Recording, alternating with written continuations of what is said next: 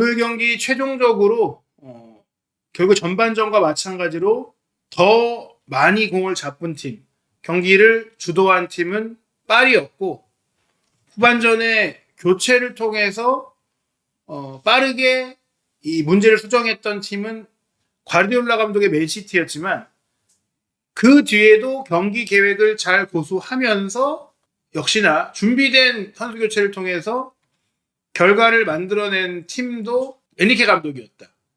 즉 전체적인 플랜 A를 만드는 면이 과르디올라 감독이 좋다라는 얘기들이 있었는데, 그 전까지도 이제는 과르디올라 감독을 상대로 엔리케 감독이 자신도 충분히 그런 능력이 있다는 것을 입증을 했고, 특히 이 경기가 그것들을 명확하게 보여줬다라고 생각을 하고요. 또 그런 상황 속에서 결국에는 이 교체 카드를 어떻게 쓰느냐, 이 부분에 있어서도 여러 가지로 시사점이 컸어요. 먼저 이날 경기 전체 기록을 좀 살펴보겠습니다. 전반전에 이어서 후반전까지도 경기를 확실하게 파리가 장악을 했다. 63%의 볼 점유율이 끝까지 유지가 됐어요. 조금 낮아졌다라고 해도 끝까지 공을 안 줬다라는 거죠. 그리고 기대 득점이 파리가 2.75골, 총 4골이 나오긴 했지만 그래도 최소한 3골 정도를 만들 수 있는 확실한 기회를 만들었던 것이고, 맨시티는 1.78골에 불과했으니까 경기 내용에 준하는 결과가 나왔다라는 거고요. 그리고 사실 파리의 슈팅이 살짝 빗나가고 골대를 때리고 이런 많은 일들이 있었잖아요. 이 경기를 파리는 당연히 이겼어야 했었다라고 보는 것은 빅찬스가 8대5였어요. 충분히 맨시티가 이날 조금은 안정적인 경기를 하려고 했지만 그 의도가 통하지 않을 정도로 어찌 보면은 음바페급의 선수가 파리에 남아있는 상황이었다면 좀 더 쉽게 경기를 이길 수도 있었을 것이다. 내지는 흐비차 크바라츠헬리아를 영입을 한 파리가 왜 시즌 중에 그렇게 큰 돈을 과감하게 투자해서 그 열쇠를 얻었느냐, 정말 챔스를 우승할 수 있다라는 기대감이 있는 것이고, 엔리케 감독의 재계약을 체결한 것도 이 감독을 믿고 갔을 때 염원하던 챔피언스리그 우승이 가능할 수 있겠다라는 기대감이 있는 거거든요.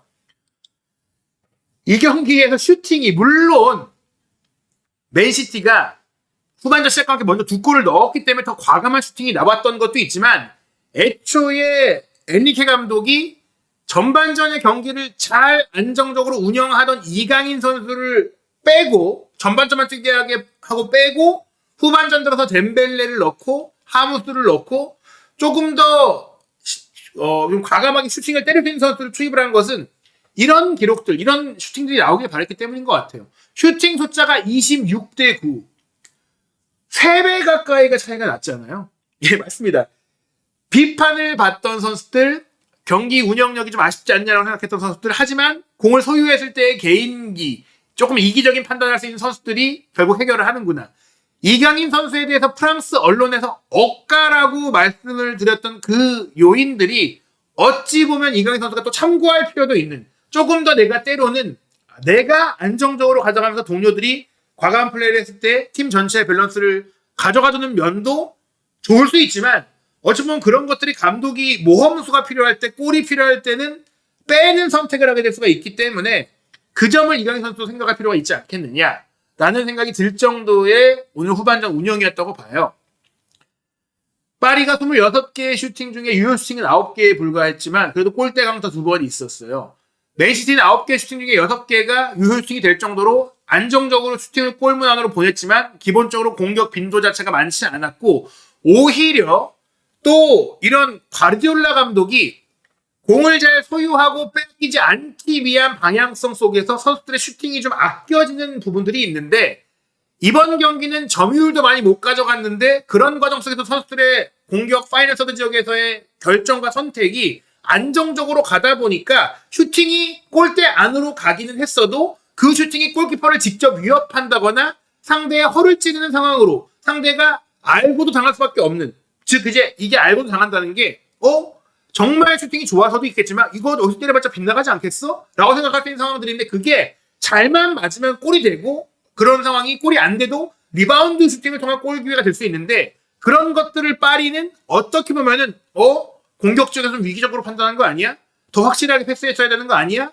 라고 하는 부분들을 두에, 바르콜라, 뭐 덴벨레 그리고 이런 선수들은 욕심을 내면서도 그런 상황을 만들어낸다는 점, 이런 것들이 어떻게 보면은 정확성보다 과감성이 필요하다는 것을 또 보여주는 하나의 사례인 것 같아요. 또 그런 것들이 다시 한번 말씀드리지만 이강인 선수가 전반전에 특별히 못한 경기가 없었고 전반전에 공미인 이강인 선수의 패스 성공률이 91%에 달했음에도 불구하고 교체됐던 이유가 아닐까. 전반전에 경기를 주도했음에도 파리가 결국에는 뭐 오프사이드에 불운이 있긴 했었어도 0대 0이었는데 후반전에 많은 골이 나왔던 배경에는 그런 선수 성향의 교체가 있었다. 그런 점들이 또 프랑스 언론이 아쉬워하는 부분이고요. 프랑스 축구의 문화 자체도 지금 프랑스 언론이 이강인 선수에 대한 평가가 박한 이유 중에 하나는 그래도 기본적으로 프랑스에서 선수를 판단할 때 드리블 기술이나 패스 창의성이나 혹은 피지컬을 통한 좀 개인 돌파력이나 이런 것들을 통해서 차이를 만들어내는 플레이에 대한 가중치를 더 주는데 이강인 선수는 그것보다는 스페인에서 선호하는 안정적인 볼 소유, 빌드업, 경기 운영에 방점이 찍혀있다 보니까 이 선수에 대한 가치를 알아보는 기자나 전문가들도 있지만 거기서 한꺼풀 더 나아가야 되는, 한꺼풀 더 상대의 수비를 깰 수 있는 전진성과 과감성을 보이지 못하는 것에 대한 아쉬움을 얘기하는 거예요. 그게 실제로 엔리케 감독의 이날 경기 교체 선택에서도 드러나는 것이죠. 이날 파리가 4골 넣은 게 다 빅찬스였어요. 그리고 4개의 빅찬스 미스가 있었습니다. 8개의 빅찬스 중에 절반을 성공시킨 것도 분명히 괜찮은 결정력이지만 이날 파리는 이길 만한 경기를 한 거고요. 물론 5개의 빅찬스를 만든 맨시티도 3개의 미스가 있긴 했어도 기본적인 찬스 창출 빈도에서 밀렸기 때문에 결정력 부족을 아쉬워할 수 있는 경기 내용은 아니었다는 겁니다. 게다가 이 경합 승률은 후반전 들어서 맨시티도 굉장히 투지 넘치게 들어오고 스톤스도 들어가고 또 어떻게 보면은 수비 라인의 선수 교체를 통해서 끌어올리긴 했지만 결국엔 또 지상 경합을 오히려 후반전에는 또 밀려 나오는 상황이 되면서 즉 그릴리시가 들어간 이후에는 오히려 또 그릴리시와 리쿠르이스가 들어가면서 공격을 강화한 것은 반대로 공격을 강화해서 골을 넣기도 했지만은 수비에 대한 아쉬움들이 생기면서 또 실점으로 이어지기도 했다. 이 경기를 타임라인으로 보면은 전반전 추가 시간에 이 하키미의 득점이 오프사이드로 인해 멘데스가 돌아 들어갈 때에 살짝 무릎이 앞서 있던 상황으로 인해 오프사이드로 무산이 된 것이 큰 분수령이 됐다. 만약에 그 골이 인정이 됐더라면 이강인 선수가 후반전에 출전하는 시간은 좀 더 늘어났을 수 있어요. 하지만 그 골이 인정이 되지 않았기 때문에 특히 이 경기를 꼭 이겨야 하는 상황이 맨시티보다 절박했던 홈팀 파리는 후반전 시작과 함께 이강인 선수를 빼고 덴벨레를 투입했습니다. 이강인 선수를 빼고 덴벨레를 후반에 넣겠다라고 했던 것은 애초에 준비된 계획된 그런 플랜이었을 거예요. 다만 어느 시점이냐에 대해서는 전반전을 리드했더라면 아마도 60분 정도, 리드하지 못했다면 하프타임에 교체할 거라는 계획이 이미 있었을 거라고 생각이 돼요. 그리고 맨시티가 하프타임에 그릴리시와 리쿠 루이스를 넣고 사비뉴와 후뱅 디아스를 뺀 것은 전반전에 사비뉴 선수의 측면 공격이 전혀 통하지 않았고 후뱅 디아스는 아마 몸에 문제가 있지 않았을까, 컨디션 문제가 있지 않았을까라고 생각이 들어요. 그런 과정 속에 교체를 했는데 이 교체가 정확하게 적중을 하면서 교체에 들어간 그릴리시가 50분에 선제골 그리고 3분 만에 홀란 선수가 총공세에 나선 동점골을 넣으려고 나섰던 맨시티 파리 뒷공간을 공략하면서 추가골까지 넣어서 이런 시간에 2대0이 되니까 어제 맨시티가 이기겠구나 싶었거든요. 그런데 그 3분 만에 빠른 추격골을 넣은 파리가 경기의 희망을 살렸습니다. 56분에 바르콜라의 도움을 받은 덴벨레의 추격골이 나왔고 60분에 두회의 슈팅이 골대를 때리고 나온 것을 바르콜라가 또한 빠르게 반응하면서 동점골을 만들었잖아요. 그리고 이 동점골이 됐을 때에 엔리케 감독의 판단이 중요했어요. 동점골이 들어가자마자 61분에 두회와 파비안 루이스를 빼고 워렌 자이르 에메리와 하무스를 투입을 하면서 파비안 루이스가 빠지고 자이르 에메리가 들어간 것은 미드필드 라인의 체력을 보강해 준 것도 있지만 기본적으로 전방 압박의 밀도를 높였던 부분들이 있고 또한 덴벨레의 투입으로 인한 공격적인 선수가 늘어남으로 인한 두회가 빠지고 하무스가 들어가서 하무스가 최전방으로 올라가고 사실상 하무스 원톱에 이성 공격수 3명을 배치할 때에 하키미까지 공격을 가담하게 되니까 그 뒤를 커버하기 위한 밸런스를 위한 교체 투입이기도 했거든요. 그 투입 이후에 맨시티도 동점 상황이니까 다시 앞서가는 골을 넣기 위해서 교체를 하게 되는데 70분에 더브라이너와 코바치치를 뺀 것은 그럴 수 있는 교체예요. 더브라이너 선수의 몸 상태가 풀타임을 소화하기 어렵고 코바치치가 미드필드 라인에서 특히 공격 전개력에 있어서 아쉬웠거든요. 균도안이 들어가서 노련미를 주고 메가티가 들어가서 젊은 패기를 보여주길 바랬는데 균도안은 패기적인 조금 이제 차이를 만드는 과감성이 부족했고 메가티는 거의 공작패를 잡지 못하고 이 정도 레벨의 경기를 뛸 정도의 선수가 아니라는 것이 드러났던 경기였어요. 즉 교체로 들어간 선수의 퀄리티에서 맨시티가 밀렸다. 그런 가운데 78분에는 누네스를 빼고 스톤스를 투입했던 것이 어찌 보면 누네스가 지친 것도 있고 스톤스의 높이를 활용하려고 했던 부분들도 있습니다. 그러나 이 교체 후 오히려 골이 바로 나온 것은 프리킥 상황에서 비티냐가 올린 프리킥 크로스를 스톤스가 빠뜨리면서 네베스가 다이빙 헤더로 집어넣는, 가장 작은 네베스가 문전에서 경합한 선수들이 뒤로 돌아 들어가서 헤더를 넣는 그런 준비된 세트피스로 역전골이 나온 거죠. 그리고 이 골이 나오자마자 81분에 공격수 바르콜라를 빼고 수비수 위카 에르난데스를 투입하면서 역시 엔리케 감독이 전술적으로 수비 안정성을 가져가면서 왼쪽 풀백인 멘데스를 또 측면 공격수로 올려가지고 역습 상황의 공격 위협을 내버려 두면서도 수비적으로는 안정감을 더 높이면서 체력을 보강하면서 정말 뛰어난 영병수를 보여줬고요. 그런 과정 속에 또 후반 추가 시간 3분에는 곤살로 하무스의 쐐기골까지 나오면서 VAR 체크를 통해서 인정이 되면서 4대2 파리 생제르맹이 엔리케 감독이 과르디올라 감독을 전술적으로 완전히 압도한 그런 승리를 거두게 된 것입니다. 득점 장면에서 중요했던 디테일을 살펴보면요. 일단 이 그릴리시가 넣은 선제골 장면 같은 경우에는 오른쪽을 파괴해서 올린 컵백이 문전에서 충분히 많은 숫자를 뒀던 파리 선수들 입장에서는 우당탕탕하는 과정에서 공이 흘렀잖아요. 이때 그릴리시를 놓쳤던 거. 이것은 분명히 오른쪽 측면 수비수인 하키미가 사실상 수비수보다는 윙어에 가깝게 뛰고 있기 때문에 이 선수를 항상 막아야 될 선수가 명확하지 않았던 점들이 문제로 작용을 했고 그런 점들이 결국에 마지막에는 수비 숫자를 더 늘리게 했던 엔리케 감독의 선택으로 이어졌다고 봅니다. 그리고 이 장면 뒤에 또 한 번 이 수비 뒷공간, 풀백 뒷공간을 무너뜨리고 내준 공격 상황에서 골이 터지는데 마르키뉴스가 이번에는 그릴리시에게 달라붙었잖아요. 이 그릴리시의 컵백이 수비를 막고 뒤로 흐른 또 불운이 나오면서 혼란이 밀어넣었죠. 결국에 그릴리시를 투입해서 풀백 뒤 하키미의 뒷공간을 공략했던 과르디올라 감독의 선수 교체가 적중했다라고 볼 수 있는데 하지만 역시 엔리케 감독이 준비한 공격 강화술도 잘 통했다라고 봐요. 특히 이제 저희가 왜 바르콜라, 두에, 덴벨레 이 세 명의 조금은 개인적인 선수를 내버려 뒀느냐라고 생각을 했는데 이 바르콜라의 속도는 분명히 라인이 높은 맨시티의 뒷공간을 무너뜨리기에 충분했고 이 바르콜라가 뒷공간을 무너뜨리고 딱 빼준 공을 잘 밀어넣는 이 덴벨레의 골이 나왔었고요. 그리고 두에 역시 이 왼쪽에서 과감하게 본인이 온더볼에서 자신감을 갖고 때린 슈팅이 골대를 맞고 나왔던 것을 또 이것을 바르콜라가 빠르게 이 좋은 위치를 선점하면서 잘 밀어넣어 줬거든요. 두에 바르콜라가 위치를 잘 바꿔가면서 또 충분히 본인들이 주도적인 플레이를 하면서 좋은 득점 장면을 만들어냈기 때문에 결국에는 엔리케 감독의 판단이 옳았다라고 볼 수가 있는 것이고 또 준비된 세트피스. 많은 선수들이 이제 최근에 이 세트피스 상황에서는 옵사이드 트랩을 형성해 놓고 달려 들어가잖아요.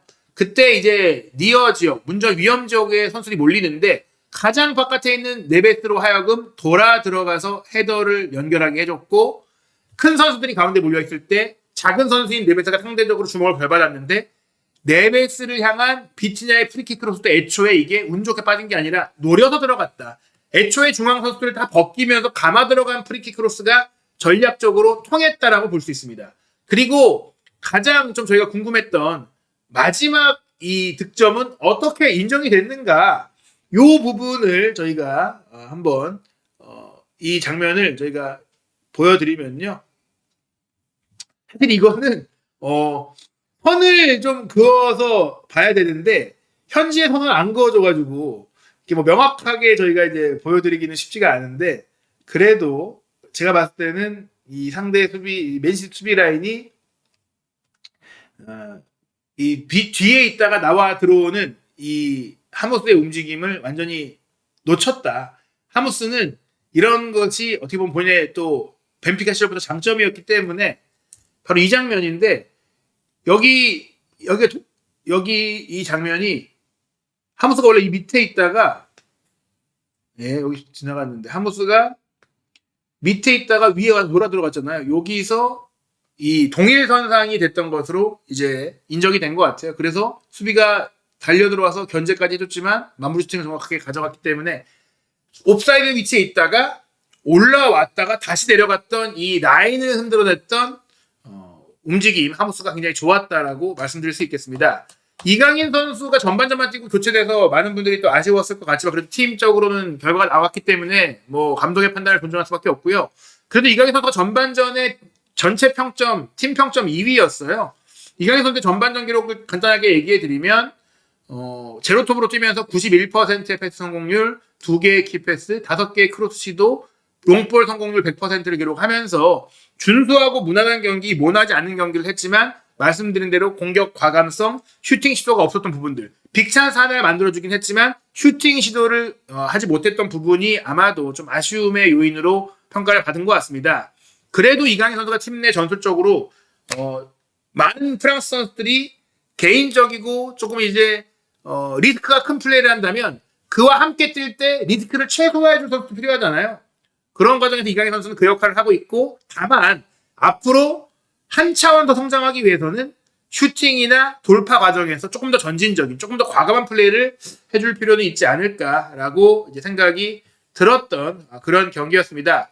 이날 경기 결과를 통해서 저희가 이제 순위를 보면 파리 생제르맹이 승점 10점을 얻으면서 22위로 들어왔습니다. 9위부터 24위까지 팀이 플레이오프를 치르게 되고 맨시티는 이날 패배로 승점 8점에 멈추면서 25위거든요.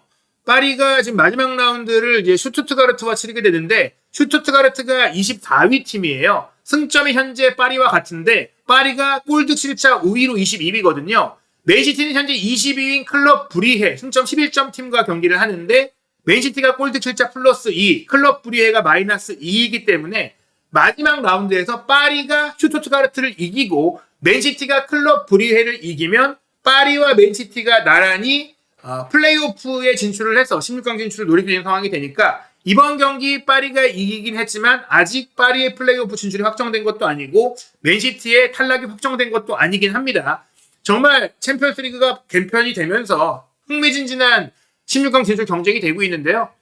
과연 이 플레이오프는 어떤 팀들이 나가고 또 어떤 대진표가 또 형성될지 한준TV 구독, 좋아요, 알림 설정을 통해서 앞으로 나올 또 새로운 소식들 그리고 오늘 이 김민재 선수의 실책으로 바이에른 뮌헨이 충격적인 패배를 당했다는 얘기들도 있고 또 오늘 경기 이후에 또 이강인 선수의 이적에 대한 상황이라든지 또 프랑스 현재 평가나 반응도 굉장히 궁금해지는데 저희가 이제 내일 또 있을 UEFA 유로파리그 손흥민 선수의 출전 여부가 또 관심사가 되고 있는 호펜하임과의 경기 소식도 준비하고 있으니까요.